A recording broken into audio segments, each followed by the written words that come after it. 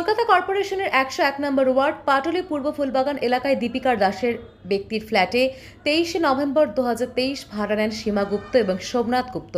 এই পরিবার অনেকগুলো কুকুরকে ঠিকমতো খেতে না দিয়ে কুকুরগুলোকে ঘরে বন্ধ করে রেখে অযত্নে ব্রিডিংয়ের ব্যবসা চালিয়ে যাচ্ছিলেন। এই পরিস্থিতিতে ফ্ল্যাটের মালিক দীপিকা দাস প্রতিবেশী সঞ্চিতা বাগচিকে ঘটনা জানান। ফ্ল্যাটের মালিক ও প্রতিবেশী দুজনে মিলে যোগাযোগ করে সঞ্চিতা বাগচি পেট লাভার এনজিও কর্ণধার প্রিয়া দত্তকে বিষয়টি জানান। তারা বিষয়টি জানার পর কুকুরগুলোকে উদ্ধার করার জন্য পাটুলি থানায় পুলিশের সাহায্য নিতে যান। অভিযুক্তদের নামে একটি ডায়েরি করার জন্য জানান। যদিও পাটুলি থানার পুলিশ সেই ডায়েরি নিতে অস্বীকার করেন। বহু টালবাহানার পর অবশেষে পাটুলি থানার পুলিশ ডায়েরি গ্রহণ করেন। প্রিয়া দত্ত এবং তার সহকর্মী শ্রুতি মুখার্জি, সুবর্ণময় গোস্বামী, সঞ্চিতা বাগচি এই দম্পতির বাড়িতে গিয়ে দেখেন কুকুরগুলোর সারা শরীরে ইনফেকশন হয়ে রয়েছে। তাদের অব্যবস্থা এবং প্রচেষ্টায় কুকুর তিনটিকে রাখা হয়েছে। কুকুরগুলোকে সেখান থেকে উদ্ধার করা হয় এবং সেখান থেকে তিনটি কুকুরকে সেন্টারে পাঠানো হয় চিকিৎসার জন্য। কলকাতা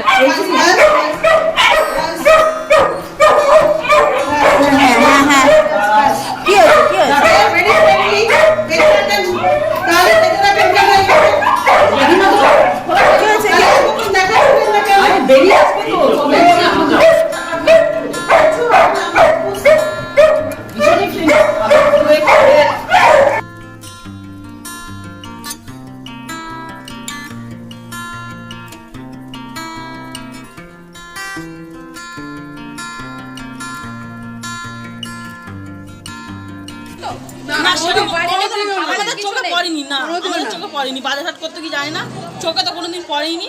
আর সারাক্ষণ কুকুরগুলো ঘর ঘর করতে, কিন্তু আমরা জানতাম না কটা কুকুর আছে। এখনই দেখছে কুকুর আর বেরোতো না, জানলাও খুলতো না।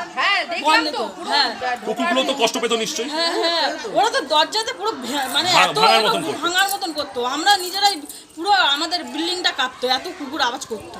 কারণ কুকুরদের ঘ্রাণ শক্তি কিন্তু মানুষের থেকে অনেক বেশি। আমাদের যদি এত কষ্ট হয়, ওদের কতটা কষ্ট হচ্ছে। আর ওরা তো সারাক্ষণই জানলা দরজা সবই বন্ধ, আর কেউ কথা বলতে ওনাদের সাথে পারত না। আচ্ছা, আপনারা কি এই বাড়িরই বাসিন্দা? ওনারা হচ্ছে এই বাড়িরই কিন্তু বাসিন্দা। বাইরে ঘোরান, তাহলে দেখবেন ঠিক থাকবে, এত নোংরা হবে না। কুকুরগুলোকে বারও করতো না ঘর থেকে, এইরকম মানে ভদ্রমহিলা বাজে। কোনো সাপোর্ট পাইনি থানা থেকে। আমরা 2:10-15 থেকে এসে এতক্ষণ, এখন টাইম হচ্ছে 4:43, নিয়ার অ্যাবাউট 5টা বাজে যায়। কোনোরকম কোনো সহযোগিতা আমাদেরকে করেননি। আমরা উল্টে, এনারা অ্যানিম্যাল ল জানেন না যে অ্যানিম্যালদের রক্ষা করার জন্য কিছু ল আছে, কিছু সাপোর্ট আছে। সেটা উনি বলছেন যার কুকুর, যার বাড়িতে কুকুর রয়েছে, যার কুকুর সেই যদি পান্তা ভাতও খাইয়ে রাখে, সেটাই নাকি লিগাল ওয়ে। মানে সে যদি কোনো কুকুরটাকে কোনো যত্ন না করে, কোনো রকম কোনো মানে কেয়ার না করে, সেটাই নাকি লিগাল ওয়ে, যেহেতু কুকুরটা তার। তো এটা কখনো হতে পারে না। এটা আমরা যেটা জানি, আমরা অ্যানিম্যাল ল নিয়ে কাজ করছি এবং আমরা সবাই অ্যানিম্যাল অ্যাক্টিভিস্ট, আমরা এনজিও রান করি এবং আমরা AWBI এর সাথে যুক্ত। তো আমরা যেটা জানি যে অ্যানিম্যাল অ্যাবিউজ একটা রীতিমতো ক্রাইম, এটা কেউ কখনো করতে পারে না। যার জন্যে আমরা এনাদের হেল্প নিতে এসেছিলাম যে ডগিগুলোকে আজকে আমরা রেস্কিউ করব। ডগিগুলোকে রেস্কিউ করব, একটা বাকি জীবনটা যাতে সেই ডগিগুলো ভালোভাবে থাকে। কেন ওখানে যে রটউইলার রয়েছে, সে রটউইলার নয়, তাকে দেখতে একটা ছাগলের বাচ্চার মতন, কোনো রকম কোনো কেয়ার নেই। মানে আন্ডার ওয়েটের মধ্যে রয়েছে, দড়ি দিয়ে, নারকল দড়ি দিয়ে, সুতলি দড়ি দিয়ে তাকে বাঁধা রয়েছে, 24টা ঘন্টা বাঁধা। টয়লেট পুরো ঠিক করছে ওখানে, মানে এত অযত্ন, পটি টয়লেট সব পড়ে রয়েছে, তার মধ্যে দিয়ে মানুষকে যেতে হচ্ছে ভেতরে। তো কোনো রকম কোনো কেয়ার করে না, খেতে দেয় না, যত্ন করে না, রীতিমতো ব্যবসা করে, ইললিগাল ব্রিডিং করাচ্ছে। থানা কিভাবে এটা করতে পারে? সমস্ত ডকুমেন্টস, আমাদের ডকুমেন্টসগুলো দেখাও। সমস্ত ডকুমেন্টস আমরা কিন্তু সাবমিট করেছি। আমরা আমাদের একটা বড় কথা আমি যেটা বলতে চাইছি সেটা হচ্ছে যে থানার অফিসার আমাদের কাছ থেকে জানতে চাইছে অ্যানিম্যাল লসটা কি।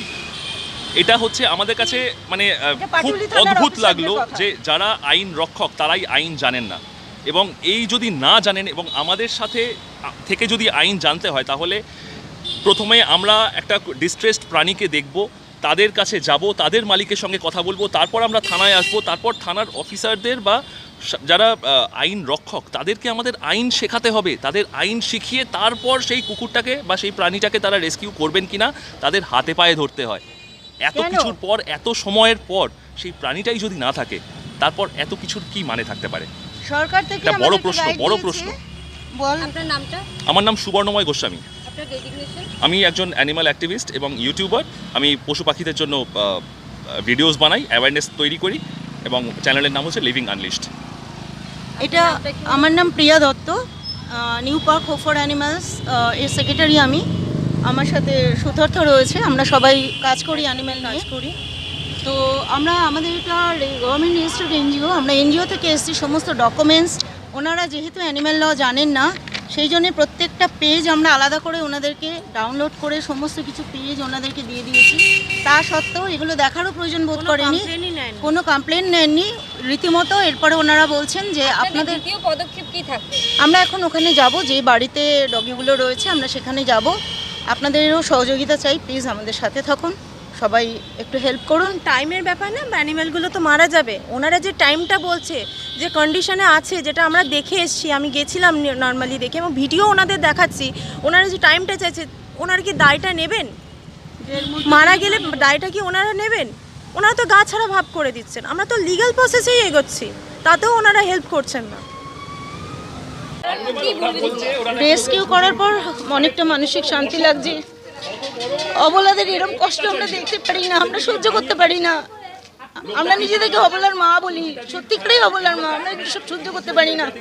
এত নোংরা, এত অযত্ন আমরা ভাবতে পারছি না। তিনটি ব্রিড ডগ এনে এইরকম অযত্ন আমরা ভাবতে পারছি না। আমরা খবরই পেতাম না, যদি এই দিদি না আমাদের, সঞ্চিতা দি যদি না আমাদের খবর দিতেন, আমরা জানতেও পারতাম না এই বাচ্চাগুলো রেস্কিউ হতো না।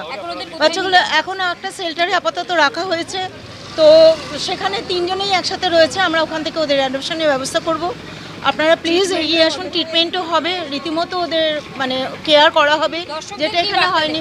দর্শকদের বার্তা দেবো, আপনার আশেপাশে যে ডগিরা রয়েছে, বড্ড গরম, এই গরমে আপনারা সবাই ওদের জন্য বাড়ির সামনে একটু জল রাখুন। আলটিমেটলি জল হচ্ছে জীবন, জল রাখুন। আর দর্শকদের আমার তরফ থেকে বার্তা, যারা বাড়িতে পুষেছেন তারা অযত্ন করবেন না, না হলে পুষবেন না, দরকার নেই, টাকা দিয়ে কিনে আনবেন না। এটা একটা বার্তা, 2 নম্বর বার্তা গেল। 3rd বার্তা, আমরা পশুপ্রেমীরা কেউ এবারে আমরা কোনো রাজনৈতিক দলকে লক্ষ লক্ষ ভোট পড়বে নোটাতে। এতে যদি কোনো রাজনৈতিক দল মনে করেন অবলাদের জন্য কিছু করুন, আমরা সবাই আপনাকে ভোট দেবো, আমি একটা কথাই বলবো যে এটা আমার পাড়ার মধ্যে হয়েছে বলে আমি নিজে খুব লজ্জিত যে আমার পাড়ায় এরকমভাবে একটা ইলিগাল ব্রিডিংয়ের ব্যবসা হচ্ছিল। লিপিকা যে বাড়ির গৃহকর্ত্রী, সে যখন আমায় বলল, দিদি তুমি এগুলো করো, তুমি এদের খেতে দাও, তুমি একটু দেখো, ওদের এত কষ্ট দিচ্ছে। পরশুদিন আমি আর সু যখন এসেছিলাম, তখন বাচ্চাগুলোকে দরজা নক করার পর বাচ্চাগুলো যেভাবে মানে আকুতি করছিল বের হওয়ার জন্যে, সেইটা দেখে পরশুদিন থেকেই আমার খুব কষ্ট হচ্ছিল যে কতক্ষণে ওদের বার করব।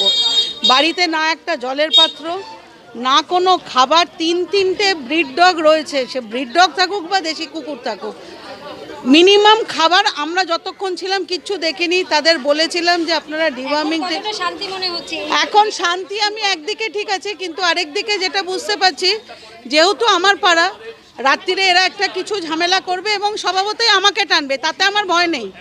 ওরা যদি থানা পুলিশ যা কিছু করুক, আমার তাতে কোনো আপত্তি নেই, আমি আছি। আমি এর জন্য যত দূর ওরা যদি কিছু করে, তার জন্য আমি আরও বেশি দূর অবধি যাবো।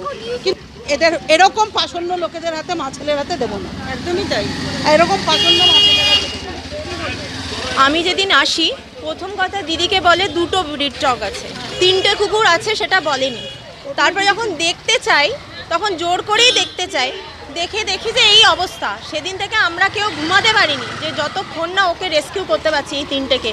এবং কতটা দেখেছেন আপনারা জানি না, দরজা খোলা মাত্র আপ্রাণ মরিয়া হয়ে কুকুরটা দৌড়ে ছুটে বেরিয়ে চলে গেল।